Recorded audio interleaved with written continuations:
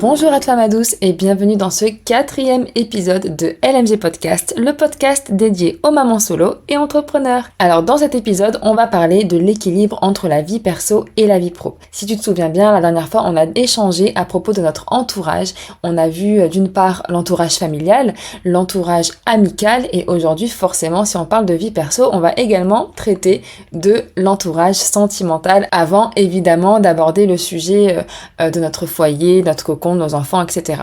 Donc pour le côté sentimental, je vais te raconter moi comment je vois les choses, te conseiller encore une fois selon ma vision des choses et mon expérience. Après, bien évidemment, on est toutes différentes aussi, on a toutes des envies différentes et des besoins différents, donc ce que je peux comprendre totalement. Maintenant, voilà, moi à travers ce podcast, je veux vraiment t'expliquer mon raisonnement. Donc je vais pas passer par 4 chemins, je vais aller direct droit au but. Moi, Linda, aujourd'hui 32 ans, maman solo, ayant 2 garçons de 5 et 6 ans, je suis incapable d'être en couple. Alors ceci n'a rien à voir avec mon passé, puisque quand je me suis séparée, pour être honnête avec toi, je me revois en bas de mon ancien appartement partir avec mon père qui était venu me chercher, partir regarder mon appartement au loin en me disant c'est la dernière fois que je verrai cet endroit. Et même à cet instant précis même de ma vie, je regarde cet appartement, je me vois partir avec mon père, j'ai les larmes qui coulent et dans ma tête je suis déjà en train de me dire de toute façon c'est juste que c'était pas lui et je vais me remarier. À cet instant même, c'est-à-dire que je suis à peine partie, je sais très bien que je veux me remarier, que je vais être avec quelqu'un. Malgré tout, à l'heure actuelle, je te le dis clairement, je suis incapable d'être en couple. Et je vais t'expliquer pourquoi. Je me suis rendu compte du coup au fil des années que c'était très simple. C'est soit j'allais être dans mon énergie féminine et là j'allais attirer toute la planète à moi et que je sois maman solo ou pas. D'ailleurs, je voudrais faire une petite aparté là-dessus. C'est que quand on se retrouve maman solo, on peut vite se retrouver face à une personne, à un homme qui va nous dire... En gros, pas nous dire, mais nous faire comprendre, de toute façon, si c'est pas moi, ce sera personne. Personne va t'accepter, toi, en tant que maman solo, etc. En gros, faut prendre ce qu'il y a, quoi. Et non seulement tu prends ce qu'il y a, et en plus t'acceptes comme je suis, parce que sans moi, t'es rien. Tu vois, il y a vraiment des hommes qui peuvent réfléchir comme ça. Dieu merci, il n'y en a pas beaucoup. La plupart des hommes, sensés, lorsqu'ils vont savoir que tu es maman solo avec des enfants à charge, ils vont se poser juste une question. Ok, est-ce que je serais prêt à l'assumer, oui ou non? Si ils sont prêts à l'assumer, hop, ils reviennent plus dessus. Si ils ne sont pas prêts à l'assumer, ils savent d'entrée que c'est mort, donc ciao. Toi, en tant que maman solo, tu n'as absolument pas à baisser tes standards en fait. Au contraire. Moi, à l'heure actuelle, mes standards, ils sont tellement élevés que je me conditionne peut-être à vivre seule. Je me conditionne peut-être à me dire, peut-être que ça n'arrivera jamais. Mais j'ai quand même bon espoir que ça arrive parce que, comme je te le disais dès le départ, je n'ai aucune envie de finir ma vie toute seule. Moi, mes enfants, à un moment donné, vont bien grandir. J'aurai envie d'être avec quelqu'un, j'ai envie de partager ma foi avec quelqu'un, de compléter ma foi avec quelqu'un. Et voilà, c'est comme ça. Mais je me conditionne aussi à être toute seule parce que je me dis, je ne baisserai pas du tout mes standards pour qui que ce soit. C'est-à-dire qu'au contraire, je suis encore plus exigeante maintenant que je suis maman solo et en plus entrepreneur que lorsque j'étais célibataire, tout droit sortie de chez papa-maman, etc. Aujourd'hui, j'ai l'expérience. Aujourd'hui, j'ai autre chose à apporter. J'ai un soutien différent à apporter à la personne. J'ai une autre vision de la vie. Et je sais que je n'ai fait, au fur et à mesure de ces années, qu'apporter de la plus-value à ma personne. Donc si j'apporte de la plus-value à ma personne, mes standards forcément ils augmentent avec moi. Et il n'y a aucun homme sur cette planète qui va me faire baisser ces standards-là. Et je veux que tu te dises ça dans ta tête, parce que non, c'est pas parce qu'il y a un homme qui va te faire croire que sans lui t'auras rien du tout, il y a personne d'autre qui va t'accepter, et ciao. Ok, personne d'autre va m'accepter, j'ai besoin de personne. Un homme doit être la cerise sur le gâteau quand il rentre dans ta vie et surtout dans la vie de tes enfants. Tu vas pas faire rentrer un homme dans ta vie s'il n'est pas aligné avec tes valeurs, s'il ne t'apprécie pas toi à ta juste valeur et s'il n'a rien apporté aussi à tes enfants. Alors maintenant que ce soit clair, on va parler du côté spirituel parce que pour moi, je base forcément toutes mes croyances là-dessus. Donc tu peux très bien ne pas être de confession musulmane, mais comprendre que moi, dans ma vision des choses, en tant que femme musulmane, je sais que j'ai le droit de travailler, mais mon argent m'appartient. Mon argent n'a rien à faire dans les poches de mon mari, futur mari ou autre, ok? Mon argent, je dois le dépenser comme bon me semble. Bien évidemment, si je le dépense dans mon foyer, j'en serai récompensée. Mais si je décide de le garder pour ma pomme, j'en serai pas punie pour autant. C'est mon argent. Et en islam, c'est comme ça. La femme a le droit de travailler et son argent est à elle. Donc, En gros, c'est à l'homme d'apporter la stabilité financière dans un foyer, c'est lui qui doit prendre en charge toute la famille, et voilà. Et d'ailleurs, ce qu'il faut savoir aussi, c'est que, religieusement parlant encore une fois, un homme qui va rentrer dans ta vie, qui n'est pas le père de tes enfants, n'a aucun devoir vis-à-vis de tes enfants. C'est-à-dire que ce n'est pas à lui de subvenir aux besoins de tes enfants. En revanche, le père de tes enfants, lui, doit subvenir aux besoins de tes enfants, qu'il soit avec lui ou qu'il soit avec toi. Normalement, c'est clairement à lui de leur payer leurs affaires, de leur payer leurs activités, de subvenir vraiment à tous leurs besoins, de les habiller de la tête aux pieds. La maman, islamiquement parlant, je te parle encore une fois, n'a pas à faire tout ça. Aujourd'hui, moi en tant que femme musulmane, maman solo et entrepreneur, je me retrouve à avoir cette responsabilité d'homme, que je considère être une responsabilité d'homme, parce que de par mes croyances. Donc c'est pour ça que je te parlais de ça au départ, pour vraiment te faire comprendre que voilà, j'ai ce sentiment d'avoir toutes les responsabilités d'un homme sur les épaules. Et donc forcément, je me retrouve à avoir cette énergie masculine. Et mon énergie masculine ne me permet pas à l'heure actuelle d'avoir un homme avec moi dans ma vie. Et je vais encore une fois t'expliquer pourquoi. Tout simplement parce que pour que ça fonctionne avec un homme, il faudrait que lui ait une énergie féminine. Est-ce qu'il y en a une ici qui m'écoute et qui se dit « Ah ouais, moi je me verrais bien avec un homme qui a une énergie féminine ». Non, on a tous envie et besoin plus ou moins d'avoir cet homme alpha qui va nous tirer vers le haut, etc. Qui va pas être en mode... qui va pas chercher auprès de nous la sécurité, de la même façon en tout cas que nous on va la chercher auprès d'un homme. Et la seule façon de pouvoir faire ressortir finalement cette énergie féminine, c'est de se sentir en sécurité émotionnelle et en sécurité financière. C'est primordial. Du moment qu'un homme ne m'apporte pas ça, il n'a rien à faire dans ma vie. Et du coup, ma seule façon de choisir, entre guillemets, cet homme-là, c'est d'être avec un homme qui soit a déjà atteint les objectifs que je me suis fixés. De cette façon, il pourra comprendre ma vision et m'accompagner. Et du coup, moi, je vais pouvoir aussi être un petit peu plus dans cette énergie féminine parce que j'aurai moins tout le poids du monde sur mes épaules. Soit une personne qui a la même vision que moi et les mêmes objectifs que moi, mais à la condition qu'il avance au même rythme que moi. Parce que si cette personne-là n'avance pas au même rythme que moi, elle risque de me faire reculer. Et si c'est moi qui la devance, en plus de ça, ça sera pas bon non plus pour lui, pour son ego, et il va facilement se retrouver dans une énergie féminine encore une fois. Du coup, voilà pourquoi je te disais dès le départ que je me sentais pas du tout d'être en couple pour le moment. Maintenant, donc, on va quand même traiter du sujet de cet épisode qui est l'équilibre entre la vie pro et la vie perso. Donc forcément, l'entourage sentimental comptait dans la vie perso, mais on a aussi nos enfants dans la vie perso, ce qui est notre priorité, puisque comme on l'a vu la dernière fois dans le dernier épisode, je t'expliquais que justement, l'objectif principal de monter tous ces business et de faire en sorte de gravir les échelons et d'atteindre une certaine liberté financière, c'était de justement pouvoir offrir un maximum de temps à nos enfants. Et c'est pas toujours évident, bien évidemment, surtout que, comme je te disais, pour pouvoir atteindre cette certaine liberté, forcément, avant de pouvoir se dégager du temps, il va falloir en prendre absolument pour bosser et atteindre nos objectifs. Donc du coup, comment faire pour gérer son équilibre entre le fait de devoir tout donner dans un business et le fait de d'ores et déjà octroyer un maximum de temps à nos enfants ? Alors je vais pas être la meilleure des conseillères puisque moi je t'avoue que du fait de faire un travail déjà qui me passionne, je n'ai pas toujours l'impression de travailler. Du coup forcément je vais vite mélanger le côté travail et le côté perso, sauf que j'ai frôlé le burn-out il y a pas si longtemps et je me suis dit non, il faut vraiment que je me calme niveau boulot, etc. Alors après j'ai des périodes. En général je vais me fixer un objectif, le temps d'arriver à cet objectif, je vais être non-stop dessus, d'arrache-pied, etc.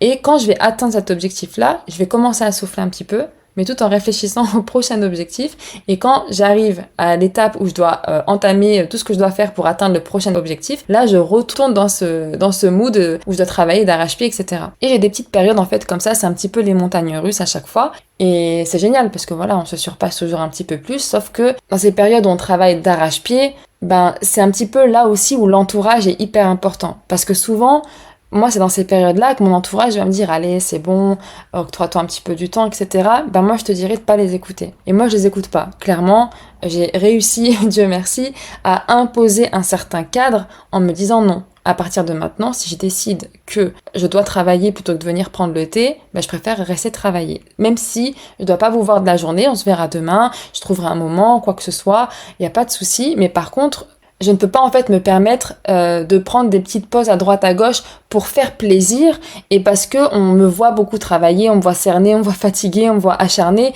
et c'est sûr que voilà, moi je sais très bien que mes parents la plupart du temps ils s'inquiètent pour moi, ils s'inquiètent pour mes enfants, ils s'inquiètent pour ma santé. Je leur en suis encore une fois très très reconnaissante et je leur en serai à jamais reconnaissante. Mais j'ai réussi quand même à imposer ce cadre-là où non, si je dis non, je travaille, non, je travaille. Il n'y a plus rien qui va me déranger quand je suis en train de travailler. Maintenant, c'est vrai que c'est à moi-même aussi de faire attention à ma santé, puisque si tu as suivi les premiers épisodes, je te disais que la meilleure façon d'offrir 100% de nos capacités à nos enfants, c'était d'abord d'être nous-mêmes à 200%. Eh bien, ça rejoint un petit peu ça. C'est-à-dire que moi, quand j'ai commencé à frôler le burn-out, c'est que je ne pouvais plus rien donner ni à mes enfants ni à mon business tellement j'étais à fond et que je pouvais plus rien faire en fait. Je suis restée juste clouée au lit et puis je pouvais plus rien faire en fait des deux côtés. Donc ça c'est vraiment ce qu'il faut éviter. Donc pour ça, moi je te conseillerais déjà de prioriser tes tâches. C'est-à-dire que voilà, de t'organiser un maximum, c'est un organisateur. Alors moi je t'avoue, j'ai un agenda, un tableau, un tableau sur le mur, un tableau sur le frigo, partout. Je me sers pas de tout. J'essaie un maximum de cadrer ma journée, mais des fois c'est aussi un petit peu au feeling, puisque j'ai choisi d'être entrepreneur, j'ai choisi mes clientes, j'ai choisi les projets sur lesquels je travaille, donc j'ai aussi envie de choisir comment je vais organiser ma journée, et si j'ai envie qu'en plein milieu il y ait du feeling et je fais un big break, ou bien juste que je change carrément de truc, ben je veux être libre de pouvoir le faire, tout en respectant bien évidemment mes contrats, parce que c'est pas parce qu'on choisit nos clientes qu'on n'a pas des deadlines, etc. Donc voilà, premier conseil, je te dirais de gérer ton précieux temps en priorisant les tâches, etc., en bloquant un petit peu des créneaux spécifiques et en utilisant aussi des outils de gestion du temps comme je te disais, voilà, les organisateurs, les agendas, etc. Ensuite, je te conseillerais aussi de définir tes limites, c'est-à-dire de te fixer des heures de travail claires. Donc c'est vrai que c'est un petit peu compliqué. Je te dis, moi je suis vraiment pas la meilleure conseillère puisque moi-même, des fois je me fixe aucune limite. Alors je peux être hyper disciplinée, tout comme je peux être hyper... Non, je fais comme bon me semble, je travaille, je compte plus mes heures, je compte plus rien, juste j'avance en fait.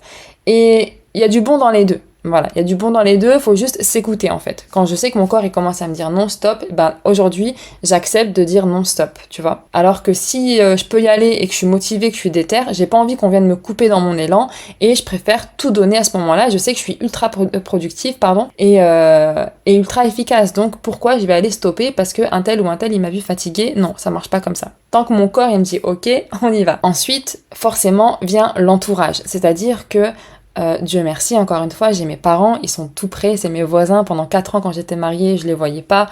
La dernière fois que je les avais vus avant de revenir chez eux, c'était 8 mois auparavant, donc j'avais pas vu mes parents pendant 8 mois, ce qui n'était jamais arrivé avant ça. Aujourd'hui, je les ai à côté de moi, je peux les voir tous les jours, et clairement, sans eux, j'aurais jamais tenu le coup. Que ce soit après mon divorce, que ce soit ma thérapie, pour te dire, même pendant ma thérapie, j'étais censée faire 15 séances. Ma psy m'a dit, à la 9e séance, elle m'a dit c'est bon, t'es prête, t'as plus besoin de moi. Et elle m'a dit, tu peux remercier tes parents parce que c'est eux qui ont fait en sorte que tu es... à chaque fois que j'en parle, je me sens un peu émue. Mais en gros, elle m'a dit, c'est clairement grâce à eux parce que on a cherché à te détruire. Mais les bases d'amour, de bienveillance, de confiance, etc., elles étaient tellement solides qu'on n'y est pas parvenu en fait, tout simplement. Donc voilà, un grand merci à mes parents. Et encore une fois, si je te parle de ça, c'est parce que c'est un soutien qui est incommensurable pour moi et qui m'a permis d'avancer déjà personnellement, mais aussi professionnellement. Je veux dire, combien de fois mes parents m'appellent, ils savent que je suis en plein boulot, ils savent que j'ai une deadline et ils se disent « Oh, les enfants, ils reviennent de l'école, la pauvre, elle a pas eu le temps de finir, vas-y, viens, on va récupérer les enfants, on va les emmener au parc, on va les sortir, etc. » Après, elle nous rejoint à la maison, elle mange à la maison, elle a pas besoin de cuisiner, ils me facilitent la vie et ça, c'est une chance inouïe. Et c'est la seule façon pour moi aussi de tenir, c'est parce que je sais que je ne suis pas toute seule. C'est pour ça que je te disais que l'entourage, il est primordial en fait, il est hyper important. Si j'avais une famille qui ne me soutenait pas, soit j'aurais baissé les bras, j'aurais craqué, soit je me serais éloignée d'eux. Tout simplement parce que je n'aurais pas eu le choix. Donc ouais, on choisit pas sa famille, mais par contre, on peut poser un certain cadre. Et enfin, dernier conseil que je te donnerais, ce serait de prendre du temps pour toi. Un week-end sur 2, quand mes enfants y partent, je sais que je vais me faire une sortie, soit avec ma mère, soit avec ma sœur, soit avec ma sœur de cœur, une sortie, un resto, un truc qui va vraiment me faire du bien, me faire tout relâcher la pression, faire tout, voilà.